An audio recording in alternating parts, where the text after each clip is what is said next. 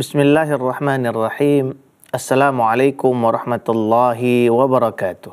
Alhamdulillahi rabbil alamin. Wassalatu wassalamu ala ashrafil anbiya'i wal mursalin. Wa ala alihi wa ashabihi wa man sara ala hadiyihi ila yaumiddin. Amma ba'du. Sahabat keluarga muslim yang dirahmati Allah subhanahu wa ta'ala. Alhamdulillah, kembali kita memuji dan memuja Allah Jalla Jalaluhu atas limpahan nikmat yang Allah berikan kepada kita. Nikmat iman, nikmat Islam. Karena kedua nikmat ini merupakan nikmat terbesar yang Allah berikan kepada hambanya. Karena dengan nikmat itu dia akan mendapatkan kenikmatan yang kekal abadi nanti pada hari kiamat. Sahabat keluarga muslim yang dirahmati Allah subhanahu wa ta'ala. Alhamdulillah, pada pertemuan yang ke-28 kali ini kita akan membahas hadis yang ke-28 dari kitab Arba'una Haditsan fit Tarbiyati wal Manhaj, yakni hadis-hadis yang membahas tentang bagaimana seseorang mentarbiyah dirinya, mendidik dirinya, anaknya, keluarganya, kaum muslimin yang berada di sekitarnya, serta seluruh kaum muslimin yang lainnya. Begitu juga bagaimana manhaj seorang muslim dalam kehidupannya sehari-hari. Sahabat keluarga muslim yang dirahmati Allah subhanahu wa ta'ala. Sebelum kita menjelaskan hadis yang ke-28 ini, kita akan bacakan dulu redaksi hadis ini. Hadis ini diriwayatkan oleh Al-Imam Al-Bukhari dan Imam Muslim. Juga dikeluarkan oleh Al-Imam Ahmad. Dari sahabat Nabi Muawiyah radhiyallahu ta'ala anhu qala Rasulullah sallallahu alaihi wasallam, la tazalu ta'ifatun min ummati qa'imatan bi amrillah la yadurruhum man khadalahum wala man khalafahum hatta ya'tiya amrullahi wa hum zahiruna 'alan nas. Dari Muawiyah radhiyallahu ta'ala anhu, beliau mengatakan Rasulullah sallallahu alaihi wasallam bersabda, la tazalu ta'ifatun min ummati, akan senantiasa ada sekelompok manusia dari umatku, qa'imatan bi amrillah, mereka berpegang teguh menegakkan perintah-perintah Allah subhanahu wa ta'ala. La yadurruhum man khadalahum wala man khalafahum. Tidak memudaratkan mereka apa yang dilakukan oleh orang-orang yang membenci dan menyelisihi mereka. Sampai tiba hatta ya'tiya amrullah. Sampai tibalah keputusan Allah. Wahum zahiruna 'alan nas. Sedangkan mereka senantiasa dimenangkan di hadapan manusia-manusia lainnya. Yang dimaksud di sini adalah orang-orang yang menyelisihi mereka. Sahabat keluarga muslim yang dirahmati Allah subhanahu wa ta'ala, hadis ini menjelaskan kepada kita bahwa suatu saat nanti, kata Nabi sallallahu alaihi wasallam, manusia itu akan lari dari jalan kebenaran, akan lari dari apa yang diajarkan oleh Nabi sallallahu alaihi wasallam.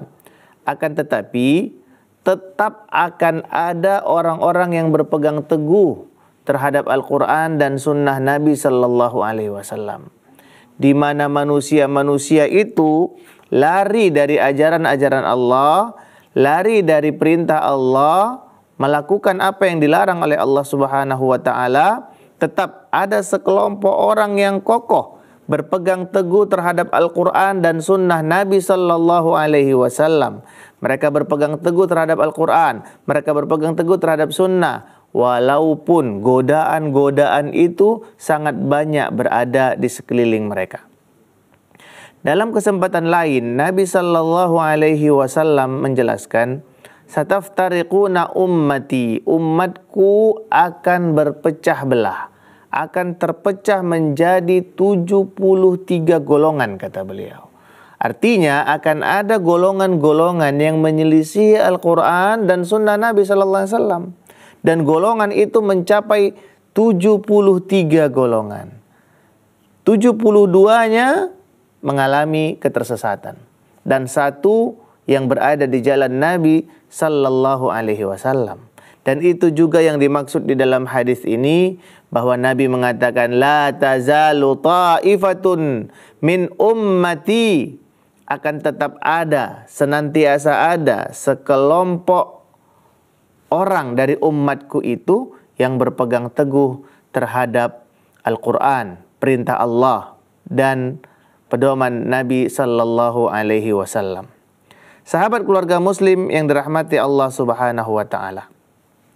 Dalam riwayat yang lain dan berhubungan juga dengan hadis ini, bahwa Nabi sallallahu alaihi wasallam sebelum mengatakan la tazalu ta'ifatun min ummati, seperti yang diriwayatkan oleh Al-Imam Al-Bukhari, beliau mengatakan man yuridillahu bihi khairan yufaqihu fid din wa innama ana qasim wallahi la tazalu hadhil ummah qa'imatan ala amrillah, dan seterusnya. Nabi mengatakan man yuridillahu bihi khairan, barang siapa yang Allah inginkan untuknya kebaikan, yufaqihu fid din, maka Allah akan menjadikannya faqih, memahami urusan agama. Man yuridillahu bihi khairan yufaqihu fid din wa innama ana qasim wallahu mu'ti, dan aku hanya sebatas orang yang memberikan hidayah, memberikan petunjuk, dan Allah yang memberikan petunjuk itu. Maksudnya Nabi hanya memberikan hidayah dalam bentuk irsyad, bimbingan. Karena hidayah itu terbagi menjadi 2. Ada namanya hidayatul irsyad, ada namanya hidayatul taufiq. Hidayatul irsyad itu adalah bimbingan, seperti kita mengarahkan seseorang untuk pergi ke timur atau ke barat. Sedangkan hidayatul taufiq itu adalah hidayah dalam bentuk penggerakan hati, yakni seseorang bersemangat melakukan apa yang diperintahkan, bersemangat meninggalkan apa yang dilarang oleh Allah Subhanahu wa taala. Dan ini murni hanya dimiliki oleh Allah Subhanahu wa taala. Makanya Allah berfirman kepada Nabi Muhammad sallallahu alaihi wasallam, "Innaka la tahdi man ahbabta, walakinnallaha yahdi man yasha." Sesungguhnya engkau tidak bisa memberikan hidayah kepada orang yang engkau cintai, dalam hal ini paman Nabi sallallahu alaihi wasallam Abu Thalib, tetapi Allah lah yang memberi hidayah kepada hati siapa yang Dia kehendaki. Sahabat keluarga muslim yang dirahmati Allah Subhanahu wa taala. Jadi, hubungan antara tafaqquh fid din dengan bahwa Allah Subhanahu wa taala akan menetapkan umat ini, akan memberikan sebahagian umat ini kokoh terhadap agamanya, ini sungguh memiliki hubungan yang erat, yang sangat erat. Artinya, seseorang akan tetap berada di dalam hidayah, di dalam petunjuk, jika dia senantiasa memahami ajaran agamanya. Makanya, sebagian ulama menjelaskan dari makna hadis Nabi sallallahu alaihi wasallam ini, man yuridillahu bihi khairan, barang siapa yang Allah kehendaki padanya kebaikan, yufaqihu fid din, maka Allah akan menjadikannya faqih dalam masalah agama. Artinya, kalau dia tidak faqih, kalau dia tidak faham agama, berarti Allah tidak menginginkan kebaikan padanya. Tinggal kita introspeksi diri kita, apakah saya memahami agama? Jika saya memahami agama, berarti sekadar itu tingkat kedudukan saya di sisi Allah. Saya baik sesuai dengan kadar pemahaman ilmu agama yang kita miliki. Kan tetapi, sahabat keluarga muslim yang dirahmati Allah Subhanahu wa taala, yang dimaksud dengan tafaqquh di sini bukan hanya sekedar dia hafal riwayat. Bukan hanya sekedar dia menghafal Al-Quran 30 juz. Dia bisa menyambung dari awal hingga akhir. Tetapi ayat-ayat itu tidak melekat sedikit pun di dalam hatinya. Tetapi hadis-hadis itu tidak mencerminkan perilakunya, maka ini tidak dimaksudkan di dalam hadis tadi. Karena sesungguhnya ilmu itu akan dianggap bermanfaat pada diri seseorang jika ilmu itu mampu mengarahkannya kepada kebaikan dan menghalanginya daripada keburukan. Makanya dikatakan innamal ilmu al-khasyah. Sesungguhnya yang dimaksud dengan ilmu itu adalah rasa takut kepada Allah Subhanahu wa ta'ala. Sahabat keluarga muslim yang dirahmati Allah Subhanahu wa ta'ala. Kita lanjutkan dari hadis ini. Nabi sallallahu alaihi wasallam mengatakan, la tazalu ta'ifatun min ummati qa'imatan bi amrillah. La tazalu la nafiya wa nafiyuz zawal yadullu ala istimrari baqa'i hadhihi at-ta'ifah fid dunya.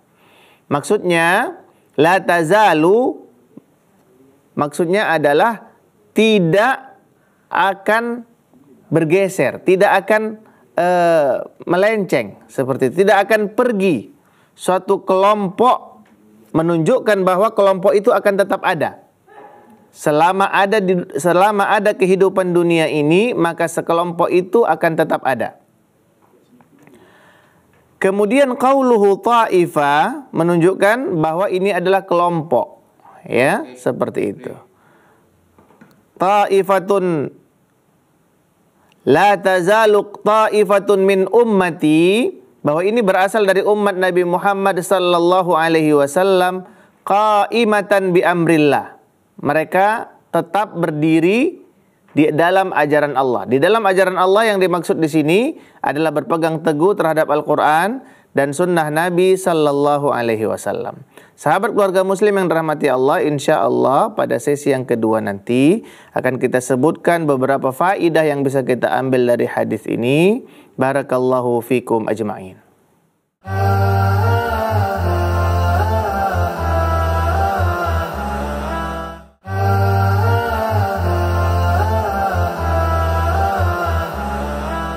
Sahabat keluarga muslim yang dirahmati Allah Subhanahu wa ta'ala, alhamdulillah pada sesi ini kita akan melanjutkan kembali pembahasan kita dalam kitab Arba'una Haditsan fit Tarbiyati wal Manhaj. Di pertemuan kali ini di hadis ke-28 tadi telah kita sampaikan redaksi hadis dari Nabi sallallahu alaihi wasallam di mana beliau mengatakan la tazalu ta'ifatun min ummati qa'imatan bi amrillah. Akan senantiasa ada sekelompok orang di kalangan umatku itu, ya, yang akan berpegang teguh terhadap perintah Allah. Perintah Allah yang dimaksud di sini adalah Al-Quran dan sunnah Nabi sallallahu alaihi wasallam. Bi amrillah maksud adalah din, berpegang teguh terhadap agama Islam ini. Dan memang sebagaimana Nabi sallallahu alaihi wasallam menyebutkan, di mana keterasingan Islam itu datang di zaman beliau, dan pada hari kiamat, menjelang hari kiamat di akhir zaman, keterasingan itu akan datang kembali. Nabi sallallahu alaihi wasallam mengatakan, bada'al islamu ghariban wa sayaudu ghariban kama bada'a fatuba lil ghuraba. Islam itu hadir dalam keadaan asing, dan nanti menjelang akhir zaman dia akan terlihat asing kembali. Maka beruntunglah orang-orang yang dalam keterasingan. Maksud hadis Nabi sallallahu alaihi wasallam ini menunjukkan bahwa di zaman beliau, orang-orang yang mengatakan Allah itu Rabb kita, tidak ada ilah yang berhak disembah selain Allah. Orang-orang Arab merasa ini kok sesuatu aneh. Bagaimana mungkin Muhammad ingin menjadikan Tuhan yang begitu banyak menjadi Tuhan yang satu saja? Ini adalah suatu hal yang sangat menakjubkan bagi mereka. Karena kebodohan mereka, karena jauhnya mereka dari hidayah. Mereka memandang syariat Islam itu amat sangat mengherankan, tidak masuk ke dalam akal pikiran mereka.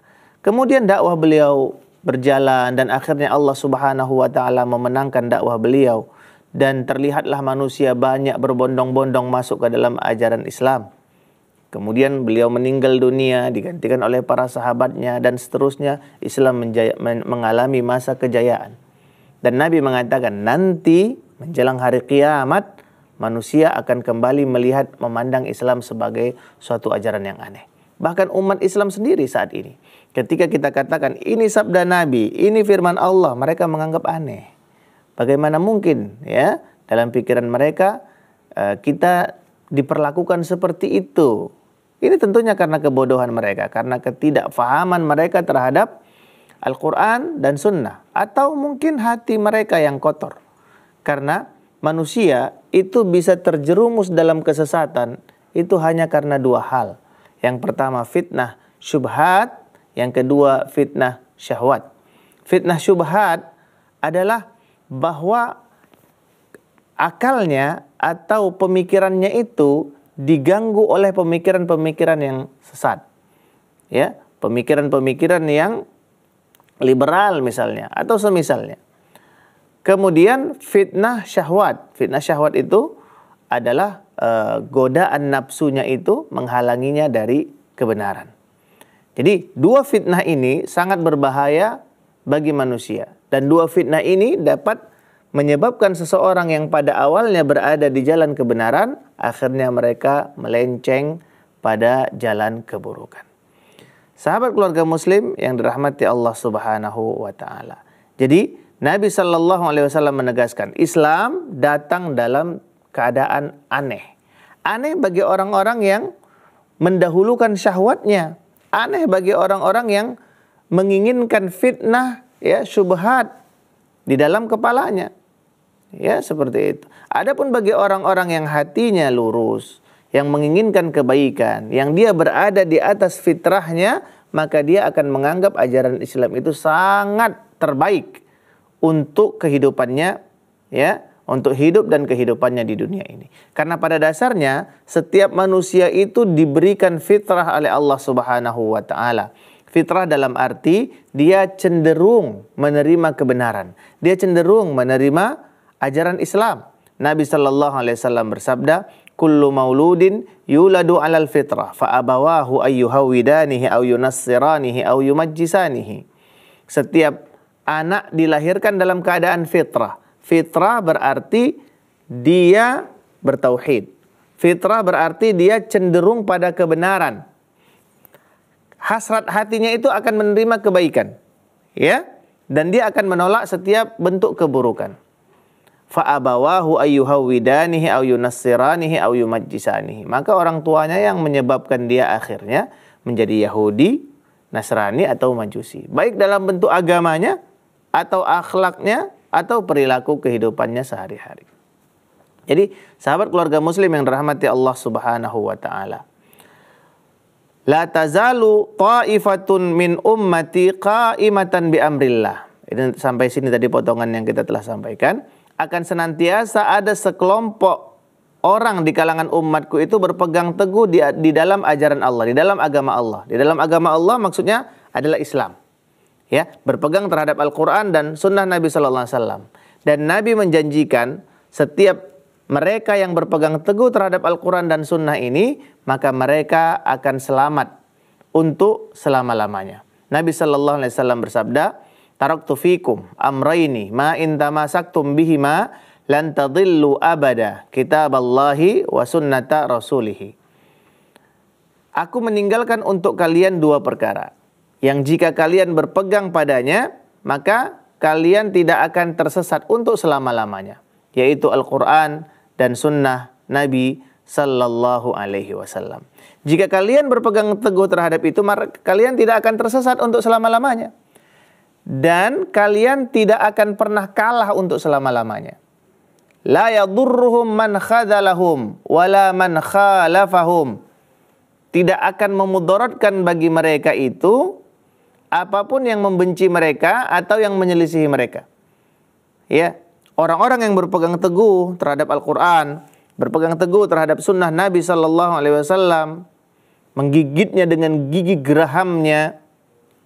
Ya, karena Nabi Sallallahu Alaihi Wasallam mengibaratkan seseorang yang berpegang teguh di atas sunnahnya itu nanti pada hari kiamat, masa-masa seperti ini, dia seperti memegang bara api di dalam kegelapan malam. Ya, di suatu tempat yang sangat gelap, tidak ada sumber pencahayaan kecuali bara api. Kalau dia pegang bara api ini, maka akan terbakar tangannya. Tapi dia akan bisa melihat jalan sampai dia menuju tujuannya. Dia tidak tersesat, dia tidak terjerumus ke dalam jurang yang sangat berbahaya. Tapi dia akan merasakan panas. Ya, dia akan merasakan panas di saat memegang bara api tersebut. Begitulah seseorang pada akhir zaman seperti ini, ketika dia berpegang teguh terhadap Al-Quran, berpegang teguh terhadap Sunnah Nabi Sallallahu Alaihi Wasallam, dia akan merasakan susah di atas susah. Tapi jika dia berpegang teguh, Allah pasti akan menolongnya. La yadurruhum man khadalahum wala man khalafahum hatta ya'tiya amrullah. Sampai datang keputusan Allah.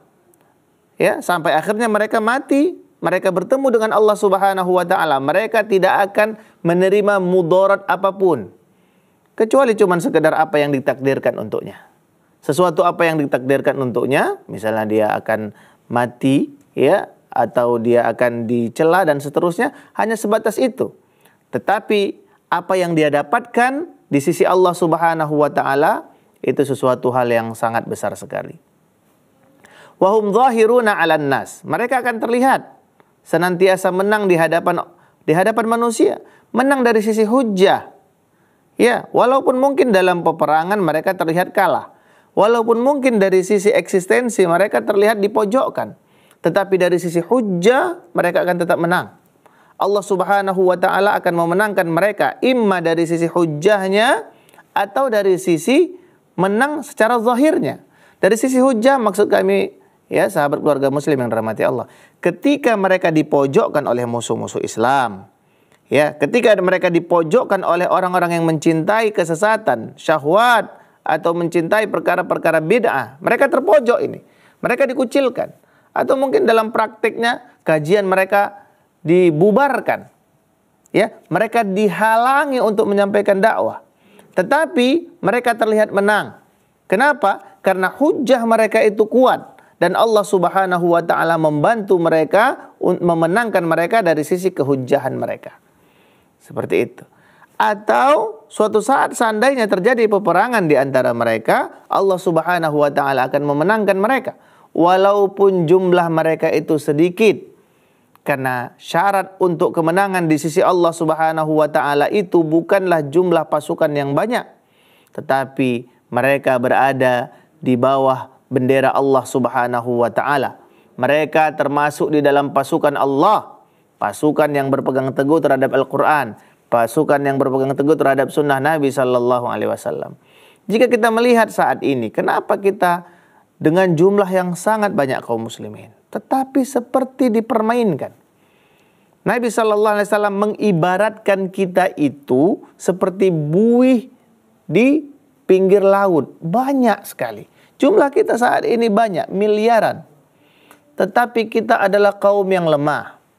Tetapi kita adalah kaum yang tidak memiliki kekuatan. Tidak pernah diperhitungkan oleh musuh-musuh Islam saat ini. Kenapa itu terjadi? Karena kita jauh dari nilai-nilai Islam. Kita tidak berpegang teguh terhadap Al-Quran. Kita tidak berpegang teguh terhadap sunnah Nabi sallallahu alaihi wasallam. Salat 5 waktu kita masih jauh dari kata yang sempurna. Apalagi ibadah-ibadah yang lain. Mulut kita sangat tajam di dalam menghina saudara kita, di dalam merendahkan orang lain, di dalam memakan bangkai saudara kita. Kita adalah kaum yang sangat mudah melontarkan kata-kata keji kepada orang lain. Saat ini kita merupakan kaum yang sering berbuat hasad kepada saudara-saudara kita yang muslim. Ya, jauhnya kita dari nilai-nilai Islam saat ini, itulah penyebab utama yang menyebabkan kita lemah, menyebabkan kita tidak dipandang oleh orang-orang yang berada di sekitar kita, apalagi musuh-musuh Islam. Mereka tidak memandang kita sebagai sesuatu yang diperhitungkan sedikit pun. Padahal di zaman Nabi sallallahu alaihi wasallam, musuh-musuh Islam itu sangat takut ketika menghadapi kaum muslimin, bahkan sebelum mereka bertemu sejauh 1 bulan perjalanan. Kenapa itu bisa ada, ma'asyiral muslimin, sahabat keluarga muslim yang dirahmati Allah? Karena umat Islam ini akan mulia jika mereka berpegang teguh terhadap Al-Quran dan sunnah Nabi sallallahu alaihi wasallam. Makanya Umar ibn Khattab radhiyallahu ta'ala anhu pernah mengatakan, "Nahnu qaumun a'azzanallahu bil Islam, wa mahma bataghaina al-'izzata ghairahu adallanallah." Kita adalah kaum yang Allah muliakan kita dengan Islam. Ketika kita mencari kemuliaan selain dari Islam, adallanallah, maka Allah Subhanahu wa taala akan menghinakan kita. Terlihat saat ini kita menjadi kaum yang hina, menjadi kaum yang tidak diperhitungkan, menjadi kaum yang terbelakang karena kita sangat jauh dari nilai-nilai Islam. Semoga Allah Subhanahu wa taala memudahkan kita untuk kembali berpegang teguh terhadap Al-Quran dan Sunnah Nabi Sallallahu Alaihi Wasallam. Sahabat keluarga Muslim yang dirahmati Allah Subhanahu wa taala, insyaallah nanti pada sesi yang ketiga kita akan kembali ringkaskan keutamaan-keutamaan atau faedah-faedah yang bisa kita ambil dari hadis ini sebagai rujukan atau sebagai dasar kita memahami kemuliaan kita sebagai umat. Bagaimana kita bisa mulia dan bagaimana kita bisa selamat dalam menjalani hidup dan kehidupan ini. Barakallahu fikum ajma'in.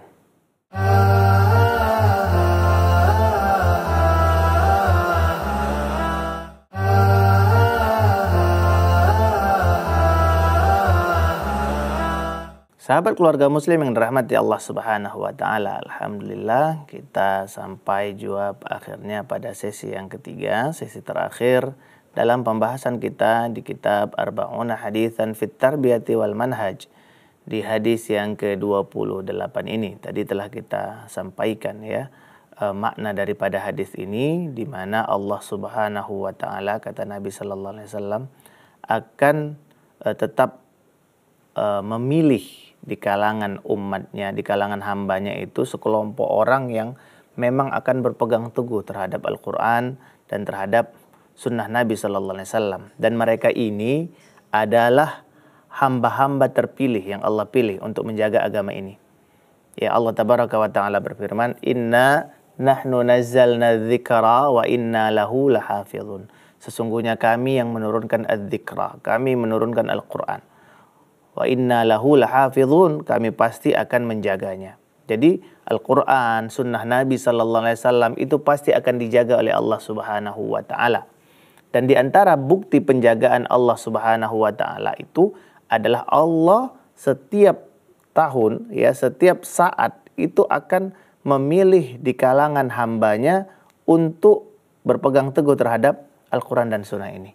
Orang yang akan membela mati-matian, ya, memurnikan Al-Quran dan sunnah Nabi Sallallahu Alaihi Wasallam, memurnikan agama Islam dari kesyirikan, perbuatan bid'ah dan seterusnya, dan segala bentuk penyelewengan. Kita melihat dari dahulu, dari zaman Nabi Sallallahu Alaihi Wasallam, Allah Subhanahu wa Ta'ala tetap saja menetapkan, dalam riwayat lain dikatakan dalam setiap 100 tahun Allah akan menurunkan satu orang yang akan mengembalikan urusan agama ini. Ya, dia akan kembali menepis ya ajaran-ajaran sesat dari ajaran agama Islam. Dari abad pertama, abad kedua, abad ketiga sampai sekarang abad ke-15 Hijriah. Ya, Allah Subhanahu wa Ta'ala menjaga dengan menurunkan ulama-ulama yang menghafal ribuan hadis Nabi, menghafal Al-Quran, menghafal ribuan hadis Nabi Sallallahu Alaihi Wasallam. Ini bentuk keutamaan bagi mereka. Dan mereka adalah orang-orang yang dipilih oleh Allah Subhanahu wa Ta'ala. Jadi, sahabat keluarga Muslim yang dirahmati Allah Subhanahu wa Ta'ala, di antara hikmahnya Nabi Sallallahu Alaihi Wasallam menegaskan ini adalah ingin menunjukkan bahwa mereka inilah yang Allah tunjuk untuk menjaga din, menjaga agama Islam. Sekelompok orang, ya, sebahagian dari mereka ahli dalam bidang, misalnya dalam hadis, ada yang hafalannya dalam Al-Quran, ada dan seterusnya. Dan mereka adalah orang-orang yang ditolong oleh Allah Subhanahu wa Ta'ala. Jadi sahabat keluarga Muslim yang dirahmati Allah Subhanahu wa Ta'ala, dari hadis ini kita mengambil suatu pelajaran bahwa di zaman bagaimanapun Allah Subhanahu wa Ta'ala akan menyelamatkan sebahagian umatnya yang Dia pilih. Dan kita tentunya berharap termasuk dari golongan umat yang diselamatkan itu. Bagaimana caranya kita bisa termasuk dalam golongan umat yang diselamatkan itu? Yang pertama tentunya harus dengan ilmu. Ya, seperti yang kita katakan tadi bahwa ketika Nabi mengatakan la tazalu ta'ifatun min ummati qa'imatan bi amrillah, akan senantiasa ada sekelompok orang di kalangan umatku yang berpegang teguh terhadap ajaran Allah. Yang dimaksud dengan amrillah tadi kita katakan Al-Quran dan Sunnah, agama Islam. berarti dia harus paham Al-Quran, dia harus paham hadis-hadis Nabi Sallallahu Alaihi Wasallam, yakni ilmu. Dengan ilmu. Makanya dalam riwayat lain tadi kita katakan, man yuridillahu bihi khairan, barang siapa yang Allah inginkan untuknya kebaikan, yufaqihu fiddin, maka Allah akan pahamkan dia dalam urusan agama. Maknanya kalau dia nggak paham agama, berarti Allah tidak inginkan kebaikan untuknya. Kalau dia tidak paham agama, bagaimana dia bisa selamat?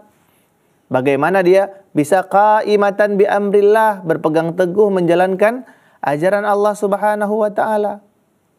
Makanya Al-Imam Ahmad rahimahullah pernah mengatakan, ya, ma'a'lamun nasa fi zamanin ahwaju minhum ila talabil hadis min hadzal zaman. Qila limadza? Qala zaharat bid'ah. Wa man lam yakun indahu haditsun waqa'a fiha. Imam Ahmad pernah mengatakan, aku tidak mengetahui sesuatu yang lebih dibutuhkan manusia pada zaman ini melebihi kebutuhan mereka terhadap menghafal hadis. Jadi kata Imam Ahmad, yang paling dibutuhkan umat di saat itu adalah menghafal hadis. Lalu ditanyakan, kenapa? Karena bid'ah itu telah tersebar. Barang siapa yang tidak memahami hadis, maka dia akan terjerumus ke dalam perkara bid'ah. Makanya sahabat, kalau seandainya di zaman Imam Ahmad yang di saat itu orang-orang masih berpegang teguh terhadap Al-Quran dan Sunnah, hanya saja memang sudah mulai ada perkara-perkara bid'ah. Kata Imam Ahmad, mereka sangat butuh terhadap ilmu. Kalau di zaman itu kebutuhannya terhadap ilmu hadis sangat besar, maka di zaman sekarang ini kebutuhan kita terhadap menghafal Al-Quran, menghafal hadis, mengambil istimbat, ya, dari Al-Quran dan hadis itu yang bisa kita jadikan pelajaran hidup kita, itu sungguh sangat kita butuhkan. Jadi kebutuhan kita terhadap ilmu agar kita bisa tetap selamat, ya, dan kita termasuk dalam golongan umat yang berpegang teguh terhadap perintah Allah Subhanahu wa taala. Dan seperti yang kita sampaikan tadi hadis Nabi sallallahu alaihi wasallam, taraktu fikum amraini, aku tinggalkan untuk kalian dua perkara. Inilah warisan Nabi. Nabi tidak mewariskan kepada kita emas, tidak mewariskan kepada kita perak, tidak mewariskan kepada kita tanah, wilayah, kekuasaan, tidak, sahabat. Yang Nabi wariskan kepada kita adalah ilmu. Barang siapa yang mengambil warisan Nabi, maka dia telah mengambil bahagian yang sangat banyak. Kemudian, sahabat keluarga muslim yang dirahmati Allah. Tadi yang pertama, faedah yang bisa kita ambil dari hadis ini, bahwa agar kita mendapat keselamatan, agar kita menjadi kelompok orang yang selamat di dalam hadis seperti yang disebutkan di dalam hadis ini, adalah kita memiliki ilmu agama yang baik. Kemudian mengamalkan ilmu itu. Karena kata Nabi di sini, la tazalu ta'ifatun min ummati qa'imatan. Kalimat qa'imatan ini dia berpegang teguh. Dia mendirikan. Ya, seperti wa iqamis shalah, mendirikan salat. Wa ita'iz zakah. Ya, ini selalu kita. Kalau Allah Subhanahu wa taala menyuruh kita salat, Allah tabaraka wa taala mengatakan wa iqamis shalah. Dirikan salat, mendirikan salat. Mendirikan sholat yang dimaksud di situ adalah melaksanakan sholat dengan segala, ya, syarat dan rukunnya. Kita penuhi semuanya. Syarat-syaratnya, rukun-rukunnya kita penuhi. Dan yang terpenting dari itu adalah menghadirkan hati kita, ya, khusyuk. Karena ruh dari salat itu adalah kekhusyuan. Jadi ilmu tadi, ya, ilmu itu akan bermanfaat jika kita amalkan. Kita mengamalkan ilmu yang telah kita miliki. Dan beramal dengan ilmu. Jadi antara ilmu dan amal, ini dua hal yang memang harus kita miliki, ahibati fillah. Tidak bisa salah satunya. Ketika Allah tabaraka wa ta'ala berfirman, ihdinas siratal mustaqim, berikanlah kami ya Allah jalan yang lurus. Siratal ladzina an'amta alaihim, yaitu jalan yang engkau beri nikmat kepada mereka. Siapa itu? Minan nabiyyin wasiddiqin wasyuhada'i wasalih, para nabi, jalannya para nabi, orang-orang siddiq seperti Abu Bakar, ya, wasyuhada, para syuhada, wasalihin, orang-orang saleh. Ghairil maghdubi alaihim, bukan jalan orang-orang yang engkau murkai, yaitu orang-orang Yahudi. Waladdallin, dan bukan pula jalan mereka yang tersesat, yaitu Nasrani. Para ulama menjelaskan bahwa siratal ladzina an'amta alaihim di sini maksudnya adalah orang-orang yang memiliki ilmu dan beramal dengan ilmunya. Ghairil maghdub, bukan jalan orang yang engkau murkai ya Allah. Kenapa orang Yahudi itu dimurkai? Karena mereka punya ilmu tapi tidak diamalkan. Ilmunya ada tapi tidak diamalkan. Waladdallin, orang-orang Yahudi, kenapa dikatakan mereka tersesat? Mereka rajin beribadah tapi tidak didasari ilmu. Jadi siratal mustaqim, dia beribadah dengan ilmu. Ya, kita menghindari al-maghdub kalau sudah berilmu tapi tidak beramal. Atau ad-dallin karena rajin beramal tanpa didasari ilmu. Sahabat keluarga muslim yang dirahmati Allah Subhanahu wa taala. Yang selanjutnya adalah la yadurruhum man khadalahum wala man khalafahum hatta ya'tiya amrullahi wa hum zahiruna 'alan nas. Di sini perlu kita pahami bahwa dakwah itu pasti akan ada penentangnya. Dakwatul haq, mendakwahkan kebenaran, menjalankan kebenaran pasti akan ada tantangannya. Tantangan dari diri kita sendiri seperti syahwat kita, ya, atau syubhat yang melekat di kepala kita. Atau tantangan dari keluarga kita, dari anak kita, dari istri kita, masyarakat kita. Tantangan itu pasti ada. Maka satu-satunya jalan yang harus kita tempuh adalah bersabar. Ketika kita sudah berilmu, kita mengamalkan ilmu kita, maka kita harus sabar. Sabar kita di dalam mendakwahkannya, sabar kita di dalam mengamalkannya. Dan ini intisari dari firman Allah Subhanahu wa taala, wal 'asr, demi waktu, innal insana lafi khusr, karena seluruh manusia akan merugi kecuali siapa? Illal ladzina amanu wa 'amilus shalihat. Orang-orang yang beriman, berilmu dengan imannya, ya. Beriman dengan ilmu. Wa amilus salihat, beramal salih. Wa tawassaw bil haq, dia harus mendakwahkan kepada orang lain. Karena taifah di sini kata Nabi sallallahu alaihi wasallam, ya, la yadurruhum man khalafahum man khadalahum wala man khalafahum hatta ya'tiya amrullah. Kenapa dia ditentang? Karena dia mendakwahkan. Kalau dia hanya diam saja, dia tidak akan ditentang oleh orang lain. Jadi, yang ketiga yang harus kita perhatikan di dalam hadis ini adalah kita harus bersabar. Bersabar di dalam mendakwahkan ilmu, disabar dalam menjalankan ilmu tadi. Yang keempat, sahabat keluarga muslim yang dirahmati Allah, bahwa kita harus yakin, harus percaya, harus berserah diri kepada Allah. Di masa-masa seperti ini kita harus bergantung kepada Allah, bertawakal kepada Allah, dan kita percaya Allah Subhanahu wa taala akan menolong kita. Tapi penuhi syaratnya, ya, kita memegang ajaran Islam dengan baik. In tansurullaha yansurkum wa yutsabbit aqdamakum. Kita harus menolong agama Allah dengan dakwah, dengan ikhlas dalam menyampaikannya kepada orang lain, di dalam mengamalkannya juga untuk diri kita dan keluarga kita. Sahabat keluarga muslim yang dirahmati Allah, hadis ini mudah-mudahan menjadi pelajaran hidup bagi kita sehingga kita tetap bersabar dan bersemangat di dalam menjalani hidup dan kehidupan ini sebagai hamba Allah Subhanahu wa taala. Kita berdoa kepada Allah semoga kita termasuk dalam golongan yang disebutkan di dalam hadis ini, yakni orang-orang yang dipilih oleh Allah Subhanahu wa taala untuk menjaga din, ya, baik dalam diri kita dan juga berdakwah untuk kaum muslimin. Sahabat keluarga muslim yang dirahmati Allah Subhanahu wa taala, sekali lagi kita berdoa kepada Allah Subhanahu wa taala semoga Allah mengkokohkan keimanan kita dan menjadikan kita sebagai umat Nabi sallallahu alaihi wasallam yang berpegang teguh terhadap Al-Quran dan sunnahnya hingga kita bertemu dengan Allah Subhanahu wa ta'ala dalam keadaan meridhoinya dan diridhai oleh Allah Subhanahu wa ta'ala. Kita tutup kajian kita dengan doa kafaratul majlis. Subhanakallahumma wa bihamdika asyhadu an la ilaha illa anta astaghfiruka wa atubu ilaik. Wassalamualaikum warahmatullahi wabarakatuh.